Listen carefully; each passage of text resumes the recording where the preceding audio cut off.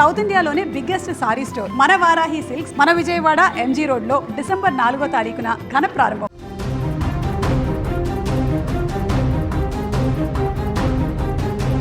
మరో బస్సు ప్రమాదం చోటు చేసుకుంది.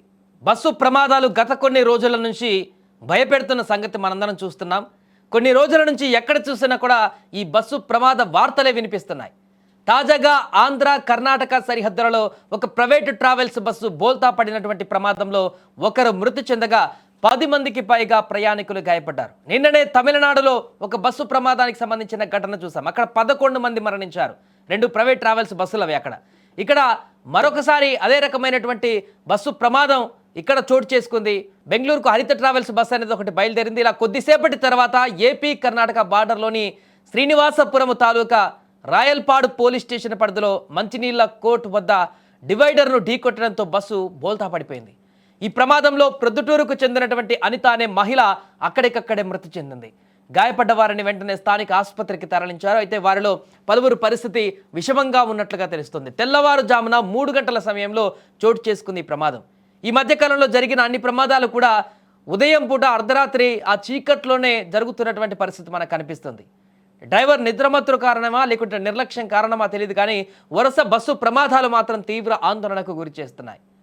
కర్నూలు బస్సు ప్రమాదం నుంచి ఇప్పుడు జరిగినటువంటి ఈ ప్రమాదం వరకు చూసుకుంటే 10ల సంఖ్యలో బస్సుల ప్రమాదాల ఘటన చోటు చేసుకున్నాయి. వరుసగా ఇంకా జరుగుతూనే ఉన్నాయి. పక్క రాష్ట్రాలతో కలుపుకొని చూస్తే నిన్ననే తమిళనాడులో జరిగినటువంటి ఘోర బస్సు ప్రమాదానికి సంబంధించి మాట్లాడుకున్నాం. ప్రైవేట్ ట్రావెల్స్ బస్సులు అక్కడ ఢీకొన్నటువంటి పరిస్థితి. ఒక ప్రైవేట్ ట్రావెల్స్ బస్సు ఆగి ఉన్న డీసీ లారీని ఢీకొట్టి 11 మంది అక్కడ చనిపోవడానికి కారణమైంది ఆ బస్సు.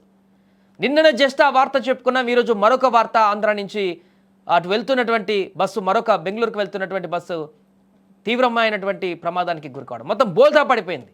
అదృష్టవశాత్తు భారీగా ప్రాణనష్టం సంభవించలేదు, కానీ ఒకరు మరణించారు. ఇప్పటికీ ఇంకొంతమంది చాలా సివియర్గా అక్కడ ఉన్నారు. వారి పరిస్థితి ఏంటనేది ఒక ఆందోళన నెలకొంది. వారిని హుటాహుటిన ఆసుపత్రికి తరలించారు. ఇక వెంటనే ఈ ప్రమాదం జరిగిన వెంటనే అటువైపుగా వెళ్తున్నటువంటి ప్రయాణికులందరూ కూడా అలర్ట్ అయిపోయారు. ప్రమాద తీవ్రతను చూసి భయాందోళనకు గురయ్యారు. వెంటనే పోలీసులకు సమాచారం ఇవ్వడంతో వారు ఒక రంగంలోకి దిగి వారిని కాపాడి మిగతా వారిని అందరూ రెస్క్యూ చేసినటువంటి పరిస్థితి నెలకొంది. విజువల్స్ మనకు స్పష్టంగా కనిపిస్తుంది. పూర్తిగా బోల్తా పడిపోయింది ఆ బస్ అంతా కూడా. ముందు అంతా కూడా ధ్వంసమైపోయింది. లోపల ఉన్న ప్రయాణికులందరూ కూడా చిందరవందరగా పడిపోయినటువంటి దృశ్యాలు మనకు లోపల ఉన్నటువంటి విజువల్ చూస్తున్నాం. బస్సు లోపల మొత్తం సీట్లన్నీ కూడా ఎక్కడికక్కడ చిందరవందరగా పడిపోయినటువంటి దృశ్యాలు కనిపిస్తున్నాయి ఈ బస్సులో. ఇంకా అక్కడ టైర్లు అయితే ఆ డివైడర్ని ఢీకున్న తర్వాత ముందు టైర్లు మొత్తం కూడా ఊడిపోయి సపరేట్గా విడిపోయే ఒక ప్రాంతానికి వెళ్ళిపోయినాయి. అంటే ఎంత తీవ్రతతోటి ఈ యొక్క బస్సు ఢీకొట్టింది ఆ డివైడర్ని అనేది కూడా చూస్తున్నాం.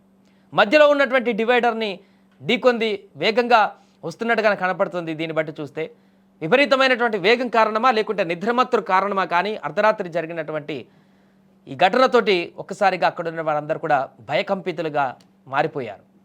మరలా బస్సు ప్రమాదం, మరలా ఏమైంది, మరలా ఎంతమందికి ఎలాంటి ప్రమాదం సంభవించిందనేటువంటి ఒక ఆందోళన నెలకొంది అక్కడున్న వాళ్ళందరికీ కూడా. ఈ మధ్యకాలంలో జరుగుతున్నటువంటి వరుస బస్సు ప్రమాదాలతో అయితే కొంత భయాందోళన వాతావరణం నెలకొంది. రోడ్డు మీదకి వెళ్ళాలంటే భయపడేటువంటి పరిస్థితి. దూర ప్రాంతాలకు బస్సులో ట్రావెల్ చేయాలంటేనే పూర్తిగా ఒక భయాందోళన కలిగేటువంటి పరిస్థితి ఏర్పడింది.